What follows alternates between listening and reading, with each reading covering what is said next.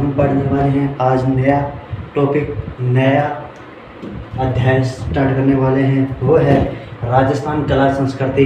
कला संस्कृति के अंदर हम पहला टॉपिक पढ़ेंगे राजस्थान के लोक देवता। अगर हम बात करें राजस्थान लोक देवताओं में, हम सबसे पहले बात करें पंचपीर की।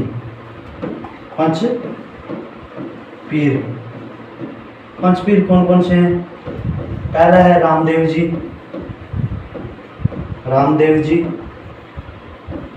बाबू जी, गोगा जी,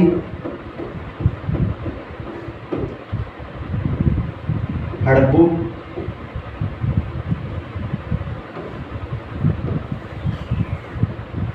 जी,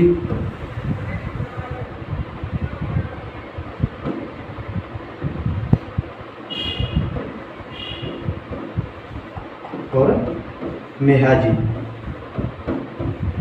ये है पांच पीर। अगर हम बात करें, पहले हम उठाने वाले हैं इनमें से, वो है रामदेव जी के बारे में। किसके बारे में? रामदेव जी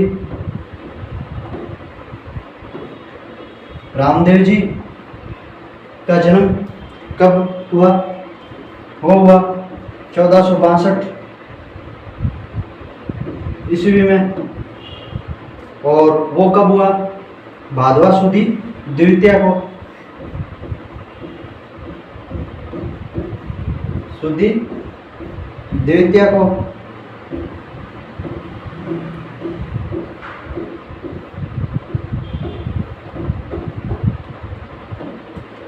आगे हम बात करें रामदेव जी के बारे में। जन्म स्थान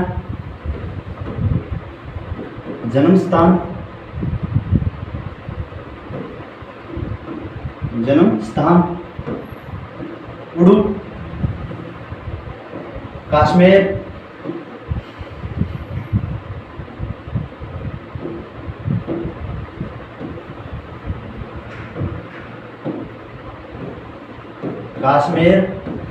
बाड़मेर के अंदर हुआ।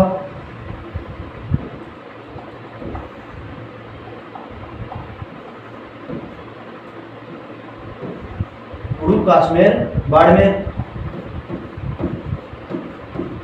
पिता का नाम था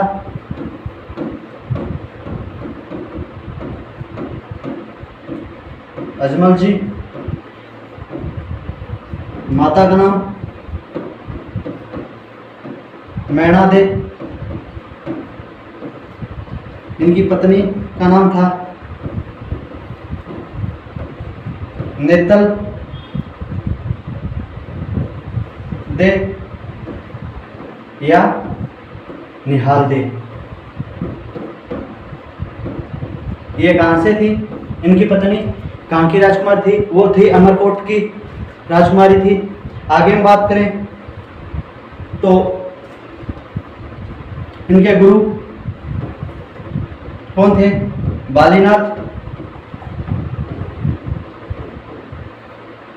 बालीनाथ थे। अगर हम बात करें इनकी समाधि,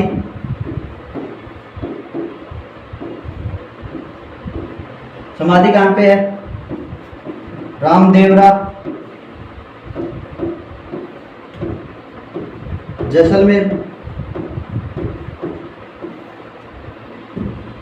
यहाँ तक आपको अगर हमने स्टार्टअप किया क्या राजस्थान कला संस्कृति टॉपिक हमारा राजस्थान के लोक देवता पंचपीर में कौन कौन से? रामदेव जी, पागू जी, गोगा जी, हड़प्पू जी, मेहा जी। हम रामदेव जी के बारे में बात करें तो रामदेव जी का जन्म हुआ 1462 ईस्वी में, भादवा सुदी द्वितीया को। और जन्म स्थान उड़ू, कश्मीर, बाड़मेर के अंदर है। पिता अजमल जी, माता मैना दे, पत्नी नेतल दे या निहाल दे, गुरु बालीनाथ।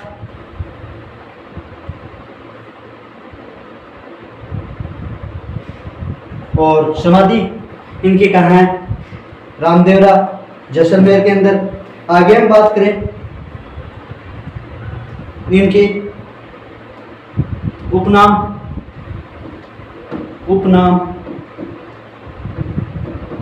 वो है रामा सा पीर,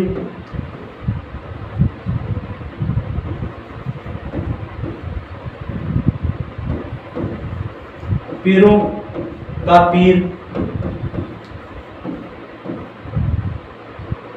रोणेचा राधणी,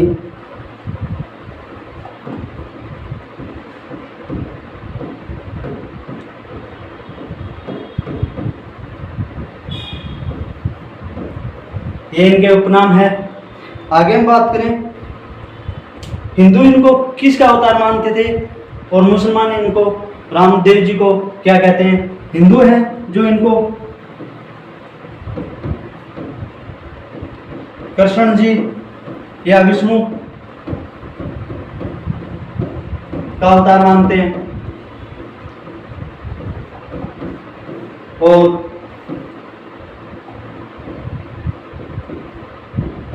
मुस्लिम इनको रामा सा पीर कहते हैं। क्या कहते हैं? रामा सा पीर। अगर हम बात करें इनकी तो इनकी मेघवाल इनकी एक धर्म बहन भी थी। वो किस जाति से थी? मेघवाल जाति से थी। उनका नाम था डालीबाई। डालीबाई बहन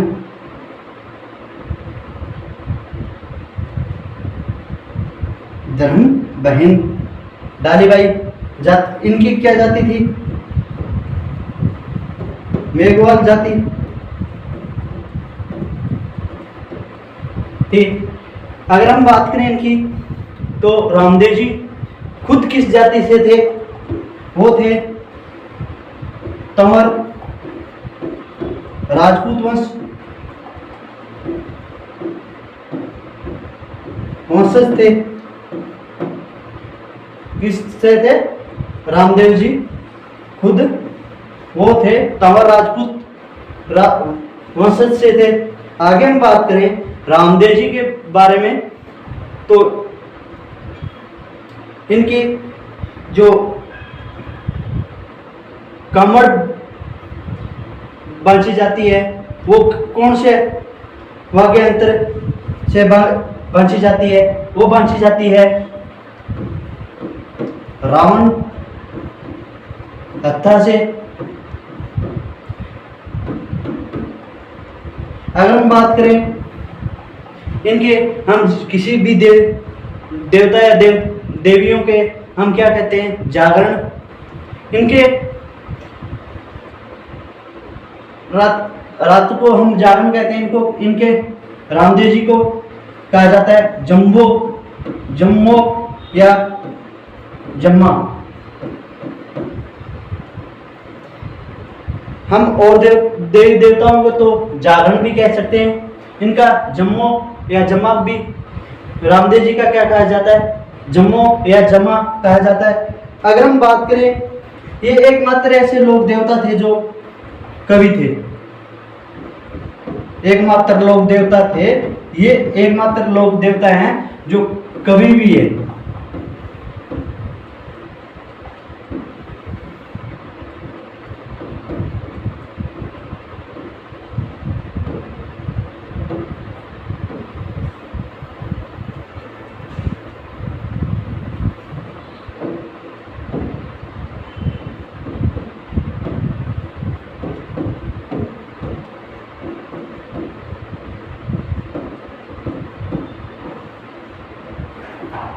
कवि इनकी ग्रंथ कौन सा है? ग्रंथ कौन सा इनका लिखा हुआ? 24 वाणियां।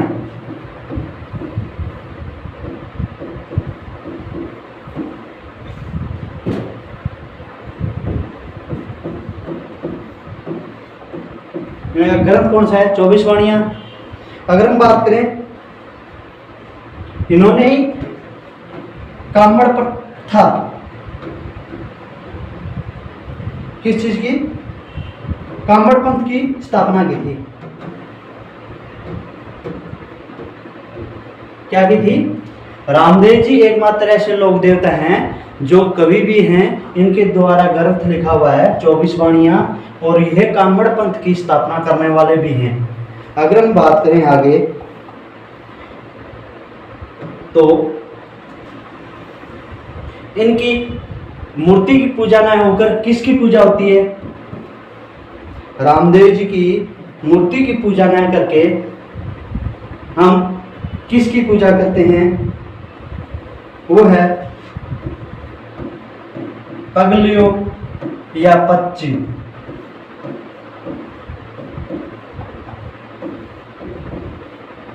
पगलिया या पद्मचिम की पूजा करते हैं। इनकी जो पंचरंगी ध्वजा है उनको क्या कहते हैं? उनको नेजा कहा जाता है।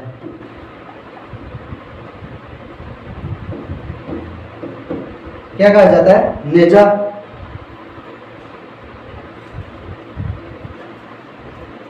आगे हम बात करें इनकी कुछ इफेक्ट हैं। एक, इनको पीरों का पीर किस लिए कहा जाता है? पीरों का पीर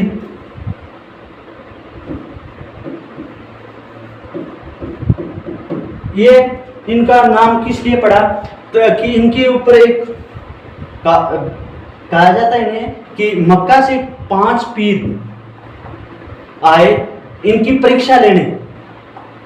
5 पीर इनकी परीक्षा लेने आए, तब उन्होंने रामदेव जी की परीक्षा लेने के लिए उन्होंने कहा कि हाँ, इन्होंने उन 5 पीरों को सम्मान दिया। उन्होंने उनको सम्मान के टाइम में 5 पीरों को क्या कहा? मक्का से आए थे कि आप विराजिए, मैं आपकी भोजन की व्यवस्था करता हूँ।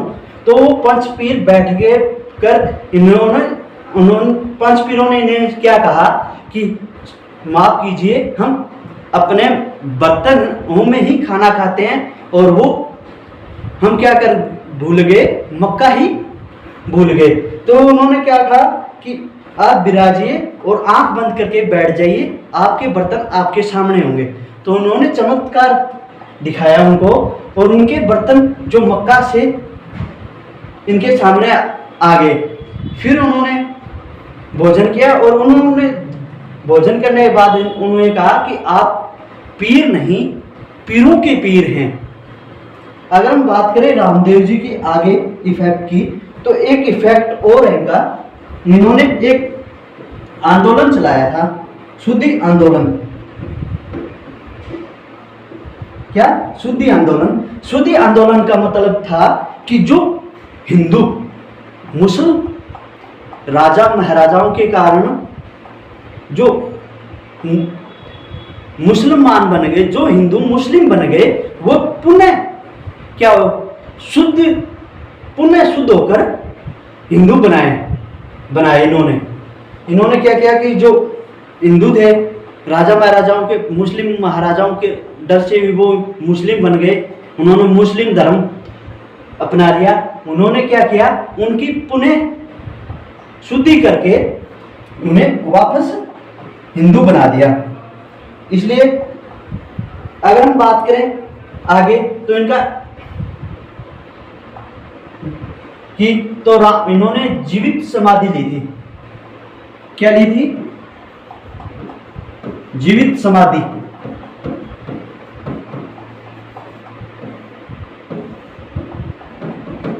तब इनकी जीवित समाधि लेने से पहले इनकी जो धर्म बहन थी, जो मेघवाल जाति थी डाली भाई, उन्होंने इनसे आग्रह किया कि हाँ, आप समाधि ले रहे हो भाई, पर आपसे पहले मैं समाधि लेना चाहती हूँ। उन्होंने कहा यह नहीं हो सकता कि आप मुझसे पहले समाधि कैसे ले सकती हो, तो मेरी समाधि है। पर उन्होंने कहा नहीं, ये समाधि खुद तय करेगी कि इस समाधि में आप समाधि लोगे या मैं। तो उन्होंने कहा कि वो कैसे? तो उन्होंने कहा कि ठीक है, हम इस समाधि में चेक करते हैं कि अगर इनमें पगलियां निकले तो आप इस समाधि में पहले समाधि लेना। अगर इसमें क्या निकला सिंदूर, तो मैं इस समाधि में आपसे पहले समाधि लूंगी इस जगह। तब उन्होंने कहा ठीक है। तब इन्होंने उस समाधि में जाके देखा तो वहां पे क्या मिला, पगलियों की जगह सिंदूर। तब इनकी जो धर्म बहन थी डालीबाई, वो समाधि इनसे पहले उसने समाधि ली। अगर हम बात करें पुष्कर या पोकरण के अंदर एक पहले भैरव राक्षस का बहुत ज्यादा आतंक था, तो उन्होंने क्या किया कि उस भैरव आतंक को बाल ही अवस्था में मार डाला। क्या किया, बाल अवस्था में उसको मार डाला और उस जगह को भैरव राक्षस से मुक्त कराया। ये थे। आगे हमारा टॉपिक यहाँ खत्म हुआ। हम बात करें